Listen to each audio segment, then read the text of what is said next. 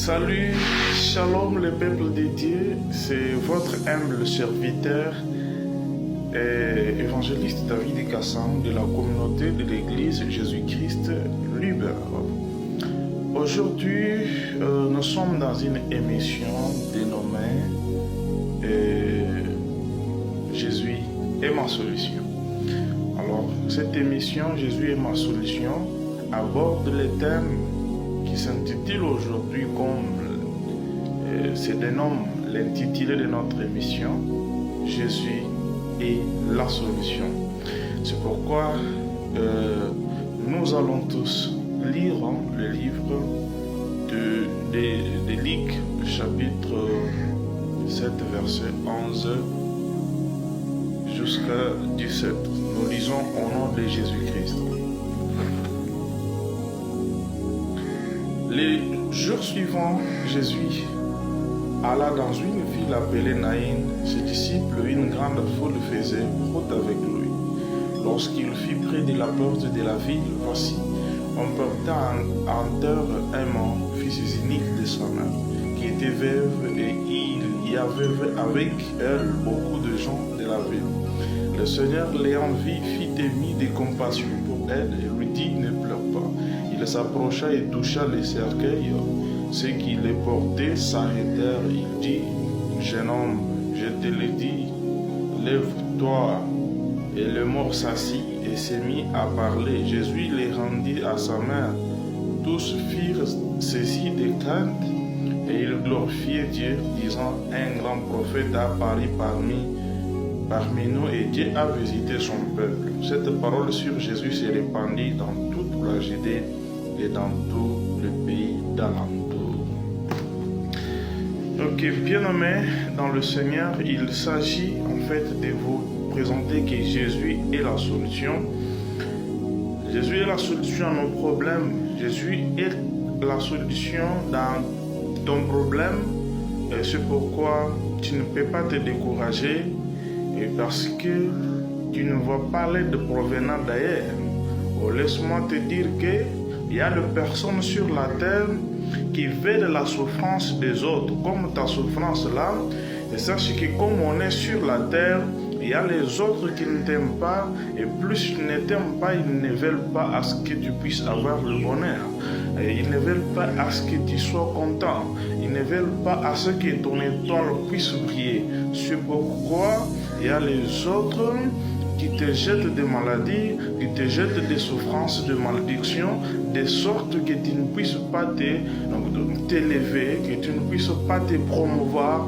C'est pourquoi, bien-aimé, et en quelque sorte, tu as vu la souffrance dans laquelle tu es en train de demeurer, et sache que la solution est unique. La solution reste cet homme de Jésus. Maintenant, cet instant, je te présente cet homme de Jésus. Donc, cet homme de Jésus, c'est le Sauveur. Oh, laisse-moi te dire que Jésus-Christ est le Sauveur. C'est pourquoi, alors, c'est que Jésus fut mis au monde par sa mère, la Vierge Marie, et à l'instant même, l'ange de Dieu est venu directement au berger. Il leur a signalé que aujourd'hui dans la vie de David, il faisait un Christ et le Sauveur. Oh, laisse-moi te dire que cet homme de Jésus, c'est le Sauveur. Oh, laisse-moi te le présenter ce matin. Il est la solution à ton problème. Cet homme de Jésus, il est l'incarnaire de la puissance qui domine les ténèbres. Aussi, tes fils bien-aimés, la Bible dit que concernant sa mort, Jésus est mort, mais la mort n'a pas pu mériter à garder Seigneur Jésus-Christ. Seigneur Jésus-Christ, le premier jour, il était dans le tombeau. Deuxième jour également, troisième jour, la mort n'a pas pu garder Jésus. Jésus a été ressuscité. Oh bien-aimé, je te dis que ta souffrance là, étant considérée comme la mort, n'a pas la puissance plus que de Jésus-Christ. Elle ne dépasse pas Jésus-Christ. Ta maladie, ta pauvreté, ta sécheresse, donc les manques de biens, de matériel, laisse-moi te dire que tout ça, ça ne dépasse pas Jésus-Christ. Jésus-Christ est la solution. te dit que Jésus-Christ est la solution, bien-aimé. Comme il est la solution, c'est pourquoi il faut que tu le suives. Oh, il est l'unique chemin à suivre. C'est pourquoi il dit, il ne peut venir à mon Père sans passer par moi. Oh là, je te dis que Jésus-Christ, il est véritablement un chemin qui nous amène à la vie. Oh, qui est la vie? Celui qui est la vie, c'est l'Éternel Dieu. Aussi, tu refuses, il dit à ses anges, allons sur la terre créer l'homme à notre ressemblance. Oh, étant dit, étant fait. Alors l'Éternel Dieu donc, est arrivé sur la terre, il a créé l'homme. Il prend les souffles et il mettait dans les narines d'Adam. Adam devenait un homme vivant. Oh, or là où il y a les souffles, c'est là où il y a la vie. C'est-à-dire c'est l'Éternel Dieu qui est la vie. Maintenant, nul ne peut pas arriver à la vie sans passer par Jésus-Christ, considéré comme le chemin. Car il s'est dit en Jean chapitre 14 que je suis le chemin, la vérité et la vie. C'est-à-dire que si tu suis Jésus-Christ, et tu dois avoir la vérité. La vérité, ça se trouve où? Ça se trouve dans tous ces enseignements qu'il a laissés aux 12 disciples, qu'il a laissés sur la terre, afin que ces écritures-là nous deviennent comme des lampes, nous deviennent comme des phares à suivre, de sorte qu'on ne puisse pas nous séduire, donc parfois dans des actes mauvais du diable, mais les Écritures-là prennent en elles-mêmes la vérité, et cette vérité-là n'est rien d'autre que Seigneur Jésus-Christ. C'est pourquoi il a dit à ses disciples, soyez mes amis, comme moi je le suis à mon Père.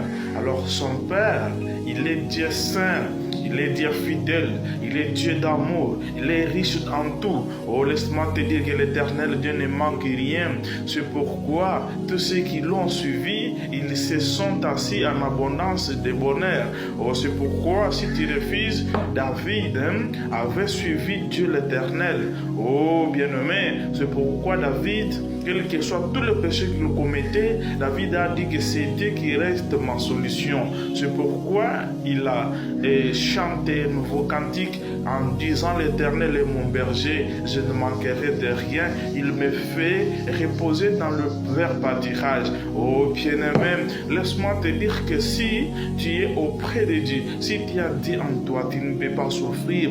C'est pourquoi, bien-aimé, l'unique chemin qui peut nous amener à notre Dieu, c'est Seigneur Jésus-Christ de Nazareth, cet homme qui a marché sur la mer. Oh, il ne craint rien, il n'a pas craint la mort. Jésus-Christ de Nazareth, il est un homme vraiment qui ne craint pas le diable. Si tu refuses, après avoir enchaîné 40 jours de nuit et de jours, je suis tout damné à faim. Il a été tenté par le diable, mais il n'a pas en fait craint le diable pour lui répondre à toutes les tentatives qu'il lui infligeait. Jésus-Christ était resté strict. C'est pour te dire que les démons de ta famille ne dépassent pas Jésus-Christ.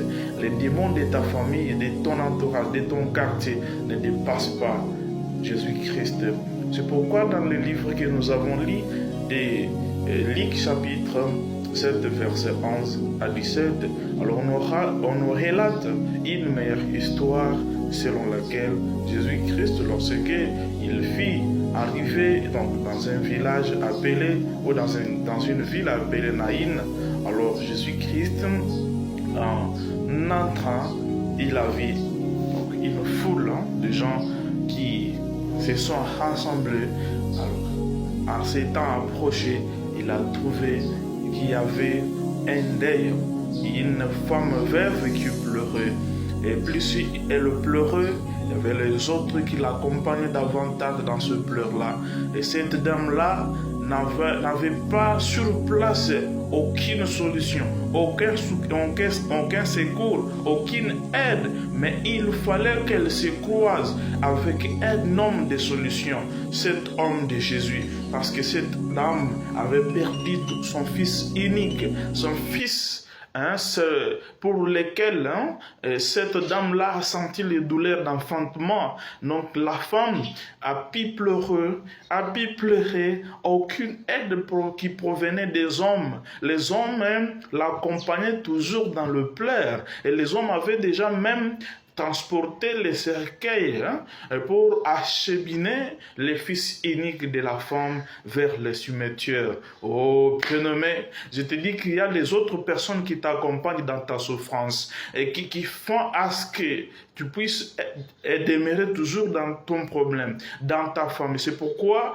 je te dis que lorsque tu as un secret, tu as un problème, bien-aimé, ne te le relate pas à une personne, parce que cette personne-là, elle est capable de t'approfondir toujours dans la souffrance. Mais si tu as ton problème, il faut les signaler à Seigneur Jésus-Christ, les relater tout, parce que la Bible dit, à la croix, il a transporté nos fardeaux. Oh, bien-aimé, c'est pourquoi David dit, et que quand je marche dans la vallée de l'ombre de la mort, je ne crains rien.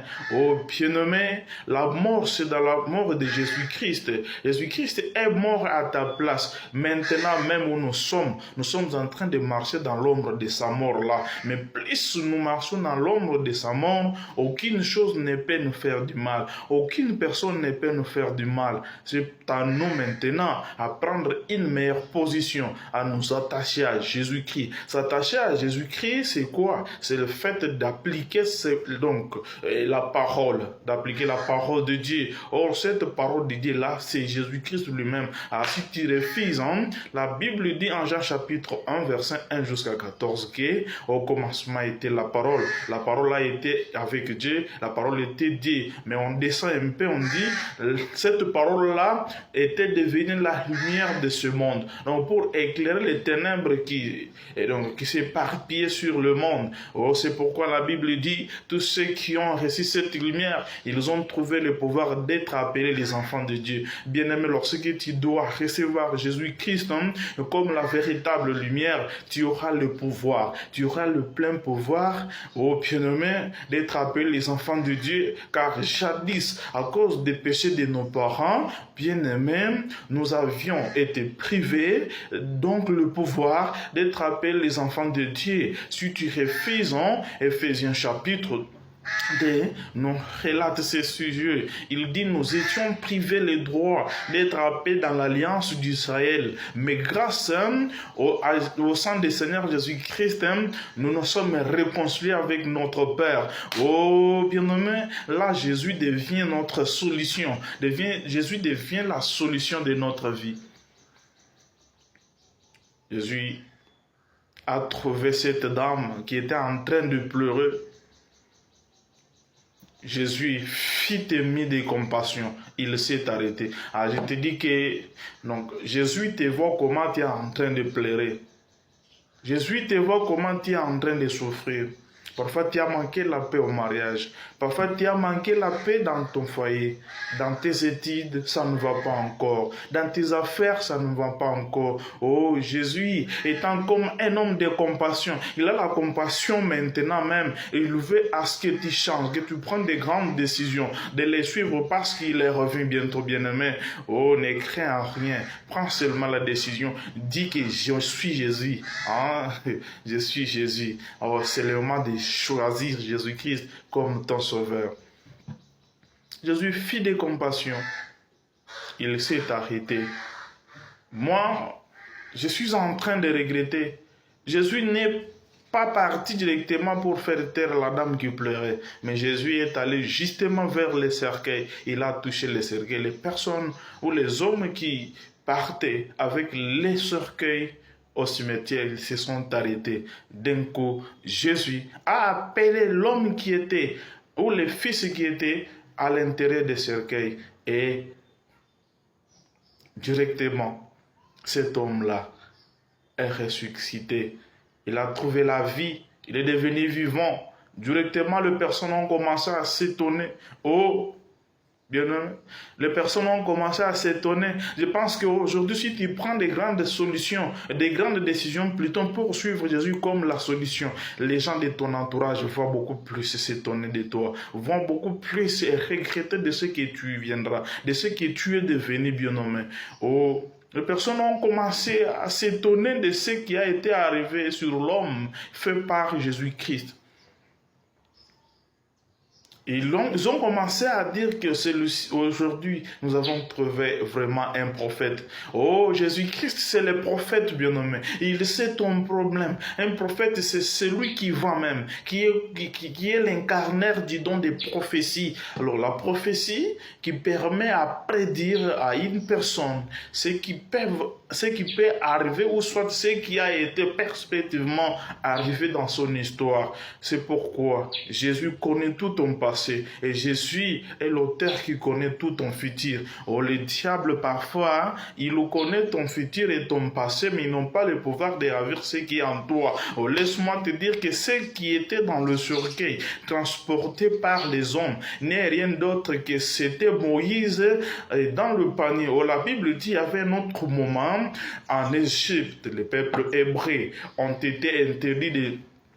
été interdits de mettre au monde un homme. C'est pourquoi il fallait que dans une maison de Lévi, qui sort une femme et un homme, alors qui pouvait en fait s'épouser pour mettre au monde un homme. C'est pourquoi ils ont mis au monde un fils là, qui se nomme maintenant même Moïse. Alors comme la dame a vu que la loi était sévère et ne pouvait plus perdre son fils, c'est pourquoi elle a pris son fils et l'a cassé dans le panier considéré comme ce cercueil-là, bien-aimé. Maintenant même, la Bible dit, la femme a mis, n'est-ce pas, son enfant à la rive de l'eau, directement même, l'enfant était caché. L'enfant était caché dans le panier sur la mer. Or, l'image de la mer dans la Bible représente la vie de ce monde, représente le monde. Si tu vois sur la vie de la mer, il y a les animaux de toute espèce, il y a les animaux méchants qui dévorent les gens. Laisse-moi te dire que tu es un cercueil mis dans la mer. Tu vois, ici sur la terre, il y a des personnes méchantes, les personnes qui n'aiment pas les gens, les personnes qui ne veulent pas l'avancement des gens, les personnes qui n'aiment pas vraiment les gens. Les personnes qui n'aiment pas vraiment les gens. Les personnes qui n'aiment pas la progression des gens. C'est pourquoi, bien-aimé, il est temps maintenant de résoudre ce problème en suivant Jésus-Christ. Oui, Moïse était dans l'eau, dans le panier. Oh, laisse-moi te dire que ce qui était dans le cercueil transporté par les hommes, parfois, c'est toi qui es des cercueils transportés par les méchants. Ils sont en train de jouer avec toi comme les ballons. Ils sont en train de jouer avec ta vie comme les ballons. Maintenant, qu'est-ce qui était dans le cercueil? Nous faisons allusion selon la compréhension du Saint-Esprit étant comme la grâce qui est en toi, que les personnes parfois ont voulu tuer, ont voulu enfermer, ont voulu donc mettre les obstacles afin que tu ne puisses pas avoir ta destinée, avoir la destinée qui s'est incarnée dans cette grâce-là. Oh bien-aimé, ta grâce est étouffée par les gens de ton entourage. Les autres, tu vois, parfois tu t'appliques à l'école, à l'université, ils ne sont pas contents, c'est pourquoi fais attention avec le fait de dévoiler tes secrets. Le fait de dévoiler tes secrets. Mais cette dame-là, elle était en train de pleurer. Comme elle était en train de pleurer, aucune solution qui pouvait venir d'ailleurs. Mais il fallait attendre cet homme de Jésus que je te présente qu'il est un homme qui a marché sur la mer. Il est l'homme qui a maîtrisé la mer lorsqu'il était avec ses disciples. Il est un homme qui a mérité à ouvrir les rouleaux et d'y détacher les seaux sur lesquels reposaient les rouleaux. Bien-aimé, Jésus est la solution. Dans la fête des Cana, pour qu'on puisse avoir le vin, il fallait que Jésus intervienne. Jésus a intervenu, on a transformé l'eau en vin. Je pense que ton problème là sera transformé de souffrance en joie. Ton problème là, ta souffrance, donc les faits de manquer. C'est pourquoi il faut seulement t'appuyer à Jésus-Christ. Jésus-Christ comme la solution. Alors il avait dit à Pierre, il faut que tu ailles dans la mer lorsque tu vas pêcher le premier poisson, que tu l'apportes et tu vas garder là-bas. Excusez, tu vas regarder dans le premier poisson, il y a l'argent. Mais vous allez prendre l'important et l'autre pour pour l'État, pour les affaires administratives de l'État. Alors, vous allez comprendre que Pierre est parti, il a pris ce qu'avait dit Jésus. Et bon, laisse-moi te dire que Jésus est un homme qui a de miracles financiers. Même si ta finance, tu ne voyais pas encore l'argent et tout consort, Jésus est ta solution, bien. Jésus est ta solution. Vraiment, il est ta solution. Merci.